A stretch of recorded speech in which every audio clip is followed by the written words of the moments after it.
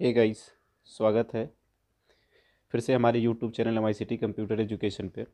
Fundamental of computer पढ़ाना start किया था मैंने, जिसका 3 पार्ट पहले ही मैंने वीडियो अपलोड किया है। आज फंडामेंटल ऑफ कंप्यूटर के चौथा पार्ट लेकर मैं आया हूँ। तो चौथे पार्ट फंडामेंटल ऑफ कंप्यूटर के चौथे पार्ट में पढ़ते हैं आज कंप्यूटर ऑर्गेनाइजेशन के बारे में।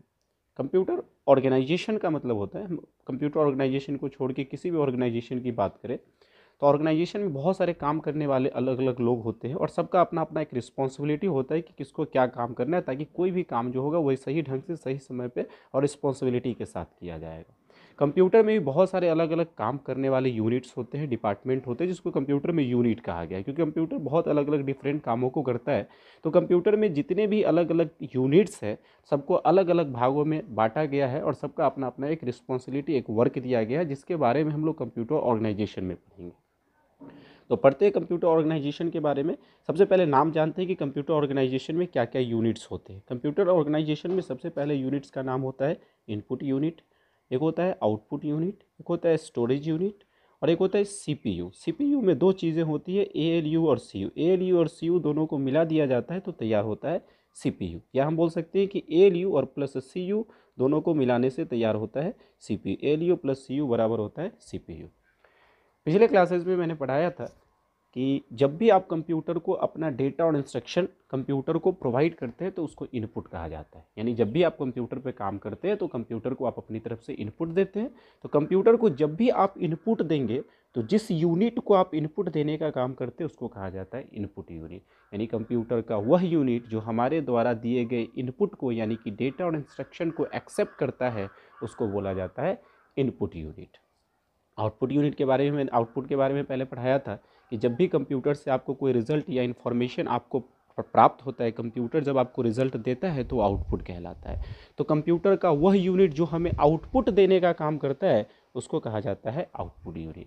यानी आउटपुट यूनिट रिजल्ट तैयार होने के बाद जो भी इन्फॉर्मेशन रिजल्ट होगा उसे हमारे यानी यूज़र तक पहुंचाने का काम करता है। तीसरा होता है स्टोरेज यूनिट। स्टोरेज यूनिट को मेमोरी यूनिट के नाम से भी जाना जाता है। स्टोरेज यूनिट को मेमोरी यूनिट भी कहा जाता है। मेमोरी का फंक्शन आप लोग पहले से जानते होंगे कि कोई भी डेटा कहीं पर भी कभी भी सुरक्षित रखना होता है फ्यूचर के लिए तो उसको मेमोरी में रखा जाता है। तो स्टोरेज यूनिट का काम होता है कोई भी डेटा, इंस्ट्रक्शन, रिजल्ट, इन्फॉर्मेशन आप कंप्यूटर में सेव करके रखना चाहेंगे तो उसको हमेशा सेव करके रखा जाता है स्टोरेज यूनिट में, यानी मेमोरी यूनिट में। क्योंकि हम डेटा को जब भी कोई सेव करते हैं तो उसको स्टोर करना कहा जाता है, स्टोर करते हैं, इसलिए इसका नाम स्टोरेज यूनिट भी होता है। उसके बाद जब पहले पिछले क्लासेस में आपको पढ़ा चुके हैं कि जब भी आप कंप्यूटर को इनपुट देते हैं तो इनपुट देते इसलिए कि कंप्यूटर काम करे, जिसको कि हम लोग प्रोसेसिंग कहते हैं। ये प्रोसेसिंग कहा जाता है, जो मैथमेटिकल लॉजिकल काम करता है कंप्यूटर उसको प्रोसेसिंग कहा जाता है। तो ये जो प्रोसेसिंग करने का काम होता है वो होता है CPU का। CPU हमारे द्वारा दिए गए इनपुट डेटा और इंस्ट्रक्शन के हिसाब से वो प्रोसेस करने का काम करता है। तो डेटा जब भी कोई कंप्यूटर में प्रोसेस करने का होगा तो CPU के द्वारा किया जाता है। CPU में दो चीज़ें होती है, ALU और CU। ये दोनों मिलकर के डेटा को प्रोसेस करता है, या बोल सकते हैं कि CPU डेटा को प्रोसेस करता है। ALU और CU दोनों का अलग अलग फंक्शन होता है, जो आगे आने वाले वीडियोज़ में मैं आपको बताऊंगा पूरा डिटेल से कि ALU और CU का अलग अलग फंक्शन क्या होता है। अभी आपको जानना है कि जो भी डेटा और इंस्ट्रक्शन कंप्यूटर को देते हैं उसको प्रोसेस करने का काम ALU और CU का होता है, या बोल सकते हैं कि CPU का होता है। सबसे पहले कंप्यूटर पे जब भी कोई काम करेंगे तो सबसे पहले हम लोग कंप्यूटर को इनपुट देते हैं। तो कंप्यूटर को हमने पीछे बताया कि जब भी आप कंप्यूटर को इनपुट देंगे तो वह देंगे इनपुट यूनिट को। इनपुट यूनिट हमारे द्वारा दिए गए डेटा इंस्ट्रक्शन को एक्सेप्ट करेगा और उसको भेज देगा कंप्यूटर के स्टोरेज यूनिट में। स्टोरेज यूनिट में जाएगा और स्टोरेज यूनिट में जाकर के सेव हो जाएगा। सेव होने के बाद जो डेटा इंस्ट्रक्शन हमने दिया है वो प्रोसेस करने के लिए दिया है। तो स्टोरेज यूनिट से डेटा इंस्ट्रक्शन जो होगा, हमने पीछे बताया कि प्रोसेस करने का काम CPU का होता है, तो स्टोरेज यूनिट से डेटा चला जाता है CPU के पास। CPU हमारे डेटा और इंस्ट्रक्शन के आधार पे काम करेगा, प्रोसेस करेगा। प्रोसेस होने के बाद इन्फॉर्मेशन तैयार होगा, उस इन्फॉर्मेशन को वापस फिर से ALU और CU यानी कि CPU भेज देगा स्टोरेज यूनिट के पास। स्टोरेज यूनिट फिर से उस इन्फॉर्मेशन को, रिजल्ट को अपने पास सेव करेगा और स्टोरेज यूनिट पे सेव होने के बाद यदि उसको हम देखना चाहते हैं तो स्टोरेज यूनिट से चला जाता है आउटपुट यूनिट के पास, और आउटपुट उस रिजल्ट इन्फॉर्मेशन को हमारे सामने, जैसे हम इस डिवाइस के माध्यम से देखना चाहते हैं, उस डिवाइस के माध्यम से हमारे सामने में रिप्रेजेंट करता है। कुछ शॉर्ट फॉर्म मैंने लिखा है, उसका फुल फॉर्म बता दे रहा हूँ कि ALU का full form arithmetic logical unit होता है, CU का फुल फॉर्म कंट्रोल यूनिट होता है, और CPU का full form central processing unit होता है। आगे बढ़ते हैं हम। अब इन सारी चीज़ों को मैंने पहले तो डायग्राम के माध्यम से आपको समझाने की कोशिश किया है, अब इन सबको डिटेल डेफिनेशन के माध्यम से समझते हैं। सबसे पहले समझते हैं इनपुट यूनिट के बारे में। Input unit, the unit of computer which accept data instruction from user. Computer का वह यूनिट जो हमारे द्वारा दिए गए डेटा और इंस्ट्रक्शन को एक्सेप्ट करता है, यानी कि इनपुट को एक्सेप्ट करता है, उसको कहा जाता है इनपुट यूनिट। अपने हमने डायग्राम में देखा कि जब भी हम डेटा इंस्ट्रक्शन कंप्यूटर का इनपुट देते हैं तो इनपुट यूनिट को देते हैं, तो यह हमारे द्वारा दिए गए डेटा इंस्ट्रक्शन को एक्सेप्ट करता है। क्या क्या काम होते हैं इनके, कुछ मेन बॉक्स जानते हैं। इट परफॉर्म फॉलोइंग में, क्या क्या काम होता है इसका। सबसे पहले it accept data instruction from user. पहले से मैं बताते आ रहा हूँ कि यह डेटा इंस्ट्रक्शन जो हमारे द्वारा यूज़र के द्वारा दिया जाता है उसको एक्सेप्ट करता है, सबसे पहला वर्क होता है इसका। दूसरा, it converts data and instruction to machine language. हम जब भी कोई डेटा इंस्ट्रक्शन कंप्यूटर को देंगे तो इनपुट यूनिट उसको पहले एक्सेप्ट करेगा और फिर उसको कन्वर्ट करेगा मशीन के लैंग्वेज में, क्योंकि कंप्यूटर मशीन होता है, हम लोग इंसान हैं, तो हमारी भाषा को कंप्यूटर नहीं समझ सकता है, कंप्यूटर की भाषा को हम लोग नहीं समझ सकते हैं। अगर कोई भी डेटा इंस्ट्रक्शन कंप्यूटर का अगर हम लोग दे रहे होंगे तो अपने लैंग्वेज में दे रहे होंगे, जिसको कंप्यूटर समझ नहीं पाएगा। इसलिए इनपुट यूनिट हमारे द्वारा दिए गए डेटा इंस्ट्रक्शन को पहले एक्सेप्ट करता है, फिर उसको बदल देता है मशीन के लैंग्वेज में। उसके बाद आफ्टर डैट इट सेंड्स दो data instruction to storage unit of computer. उसके बाद जो भी डेटा इंस्ट्रक्शन हम दिए होंगे इनपुट यूनिट को, उसको कंप्यूटर के स्टोरेज यूनिट में यानी कि मेमोरी में जाकर के उसको सेव कर देता है। आगे बढ़ते हैं, पढ़ते हैं आउटपुट यूनिट के बारे में। Output unit, the unit of computer which produce result of processing और इन्फॉर्मेशन। रिजल्ट ऑफ प्रोसेसिंग और इन्फॉर्मेशन को जो हम लोगों तक पहुंचाता है उसको बोला जाता है आउटपुट यूनिट। क्या क्या इसका काम होता है वो जानते हैं। परफॉर्म फॉलोइंग पर सबसे पहला है कि it accept result of processing और information from storage unit of computer. हमने जाना था कि जो भी रिजल्ट या इन्फॉर्मेशन होता है, फिगर में दिखाया था मैंने कि स्टोरेज यूनिट से ट्रांसफर होता है आउटपुट यूनिट के पास, यानी आउटपुट यूनिट जो भी रिजल्ट या इन्फॉर्मेशन हमें दिखाना होता है वो सबसे पहले स्टोरेज यूनिट से अपने पास लेता है। दूसरा इसका वर्क होता है it converts result of processing और इन्फॉर्मेशन टू आवर लैंग्वेज। जो भी रिजल्ट और इन्फॉर्मेशन है उसको हमारे लैंग्वेज में कन्वर्ट करता है, क्योंकि कंप्यूटर में वो सेव है तो कंप्यूटर के लैंग्वेज में है। तो आउटपुट यूनिट सबसे पहले स्टोरेज यूनिट से इन्फॉर्मेशन को अपने पास लेगा और फिर उसको कन्वर्ट करेगा हम लोगों के लैंग्वेज में।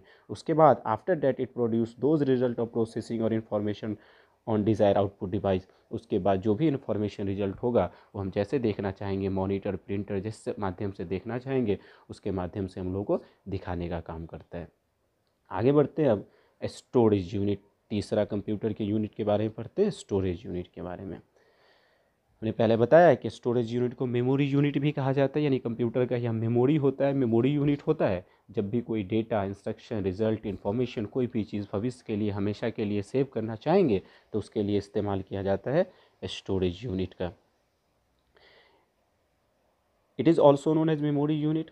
मैंने पहले बताया था कि स्टोरेज यूनिट को मेमोरी यूनिट के नाम से भी जाना जाता है। This unit of computer is use to store result of processing और इन्फॉर्मेशन फॉर फ्यूचर। कोई भी रिजल्ट ऑफ प्रोसेसिंग, इन्फॉर्मेशन को ये फ्यूचर के लिए सेव करके रखता है। It is able to store very large volume of data for future. ये डेटा की बहुत ज़्यादा संख्या को कंप्यूटर में स्टोर करके रख सकता है। Once we enter data into the storage unit of computer get erased only when it is asked to do so. कोई भी डेटा जब कंप्यूटर में आप सेव करेंगे वो तभी जाके डिलीट होगा जब आप उसको ऐसा करने के लिए कहेंगे। यानी कभी भी कोई भी डेटा आप कंप्यूटर के स्टोरेज यूनिट में सेव करेंगे तो हमेशा के लिए सेव होकर रहेगा जब तक कि आप उसको खुद से डिलीट नहीं करेंगे। कंप्यूटर के स्टोरेज यूनिट में यानी मेमोरी में दो तरह के मेमोरी यूज़ किए जाते हैं, एक होता है प्राइमरी मेमोरी और दूसरा होता है सेकेंडरी मेमोरी। हम लोग जानते हैं कि कोई भी मेमोरी जो होता है तो उसका काम होता है डेटा को स्टोर करना, लेकिन कंप्यूटर में दो अलग अलग तरह के मेमोरी, प्राइमरी और सेकेंडरी मेमोरी यूज़ किए जाते हैं। दोनों का अलग अलग फंक्शन होता है। इन दोनों के बारे में थोड़ा सा जानते हैं, ज़्यादा डिटेल से आप लोग को इनके बारे में हम नेक्स्ट वीडियोज़ में बताऊँगा। जब भी कोई डेटा आप कंप्यूटर में चाहते हैं कि परमानेंट के लिए स्टोर हो, यानी हम जो भी डेटा एक बार सेव कर देंगे और वो चाहे कि हम जब तक कि खुद से डिलीट करें तभी जाके डिलीट हो, तो उसके लिए हमेशा हम डेटा को स्टोर करके रखते हैं कंप्यूटर के सेकेंडरी मेमोरी में, यानी कोई भी डेटा जो परमानेंट के लिए स्टोर करना होगा उसको स्टोर किया जाता है सेकेंडरी मेमोरी में। प्राइमरी मेमोरी में केवल वैसे ही डेटा को स्टोर किया जाता है जिसको कि आप अभी प्रोसेस करना चाहते हैं।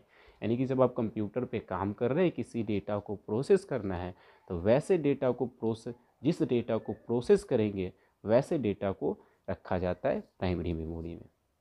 क्योंकि कोई भी डेटा आप सेव करेंगे, मैंने पीछे बताया कि जब भी कोई डेटा परमानेंट के लिए सेव करेंगे तो वो सेकेंडरी में सेव करेंगे, लेकिन कंप्यूटर में कंडीशन होता है कि जब भी कोई डेटा जिसको आप प्रोसेस करने वाले हैं आप, वह डेटा प्राइमरी मेमोरी में होना चाहिए। यानी जो डेटा प्राइमरी मेमोरी में होता है उसी को आप प्रोसेस कर सकते हैं। यानी जब भी कोई डेटा को आप परमानेंट सेव करेंगे तो सेकेंडरी मेमोरी में, और उसमें से किसी डेटा को यदि प्रोसेस करना होगा तो उसको रखेंगे प्राइमरी मेमोरी में। प्राइमरी मेमोरी में कोई भी डेटा आप सेव करके रखते हैं तो ऑटोमेटिक डिलीट हो जाता है जब आप कंप्यूटर को बंद करेंगे। जो ही कंप्यूटर को आप बंद करेंगे, सारा का सारा डेटा जो प्राइमरी मेमोरी में सेव होता है वो अपने आप डिलीट हो जाता है। इसलिए मैंने पहले बताया था कि इसीलिए हम प्राइमरी मेमोरी में वैसे ही डेटा को सेव करेंगे जिसकी प्रोसेस करना होगा। परमानेंट अगर सेव करना है तो उसको सेकेंडरी मेमोरी में सेव करेंगे। प्राइमरी मेमोरी का नाम वोलाटाइल मेमोरी भी होता है। वोलाटाइल का अर्थ होता है ऐसा कोई भी पदार्थ जिसका एग्जिस्टेंस, जिसका अस्तित्व स्वतः खत्म हो जाता है, अपने आप खत्म हो जाता है। जैसे कि कपूर होता है, उसको खुला हुआ छोड़ दीजिए तो अपने आप खत्म हो जाएगा, अपने आप खत्म हो जाता है। ऐसे चीज़ों को वोलाटाइल कहा जाता है। तो चूंकि प्राइमरी मेमोरी का डेटा भी अपने आप खत्म हो जाता है, अपने आप इरेज हो जाता है, डिलीट हो जाता है कंप्यूटर के बंद होने के बाद, इसलिए प्राइमरी मेमोरी को वोलाटाइल टाइप का मेमोरी कहा जाता है। साथ ही साथ प्राइमरी मेमोरी को टेम्पोररी मेमोरी भी कहा जाता है, क्योंकि प्राइमरी मेमोरी में आप जो भी डेटा स्टोर करके रखेंगे वो टेम्पोररी के लिए, जब तक कंप्यूटर बंद नहीं करेंगे उतनी देर के लिए स्टोर होता है, इसलिए इसको टेम्पोररी मेमोरी भी कहा जाता है। साथ ही साथ प्राइमरी मेमोरी को मेन मेमोरी भी कहा जाता है, क्योंकि ये मेमोरी होता है जो आपके डेटा को प्रोसेस करता है। अगर प्राइमरी मेमोरी नहीं होगा तो आप कंप्यूटर पे किसी काम को नहीं कर सकते, इसलिए इसका नाम मेन मेमोरी भी होता है। सेकेंडरी मेमोरी को नॉन वोलाटाइल टाइप का मेमोरी कहा जाता है, क्योंकि हमने जाना कि वोलाटाइल का अर्थ होता है स्वतः डिलीट होना, लेकिन यह स्वतः परमानेंट इसमें सेकेंडरी मेमोरी में डिलीट नहीं होता है, इसलिए सेकेंडरी मेमोरी को कहा जाता है नॉन वोलाटाइल टाइप का मेमोरी। साथ ही साथ इसको परमानेंट मेमोरी भी कहा जाता है, क्योंकि सेकेंडरी मेमोरी में जो भी डेटा आप सेव करके रखेंगे वह परमानेंट के लिए सेव होकर रहता है। तो आज मैंने थोड़ा सा ब्रीफ थोड़ी सी जानकारी प्राइमरी और सेकेंडरी मेमोरी के बारे में दिया है, और डिटेल से हम लोग अगले वीडियोज़ के बारे में पढ़ाऊँगा, क्योंकि वीडियोज़ बहुत ज़्यादा लंबा हो जाता है, इससे परेशानी होती है। तो आज मैं इतना ही पढ़ाता हूँ, और प्राइमरी और सेकेंडरी मेमोरी के बारे में अगले वीडियोज़ में आपको बताऊँगा।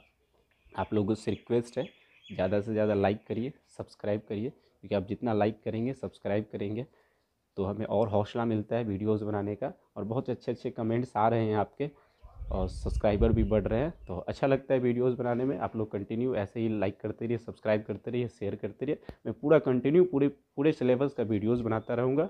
और आपको यदि किसी स्पेशल टॉपिक की आवश्यकता हो, कोई भी, अभी तो मैंने फंडामेंटल स्टार्ट किया, इसके अलावा डीटीपी है, टैली है, या फंडामेंटल के बाद अगर डीसीए में ही कोई MS Word, MS Excel, PowerPoint, MS Access या विंडोज़, इन सब में किसी भी टॉपिक के बारे में आपको स्पेशली जानना है तो आप मुझे कमेंट करके, मैसेज करके बताएंगे, मैं उसके लिए स्पेशल वीडियोज़ बनाऊँगा।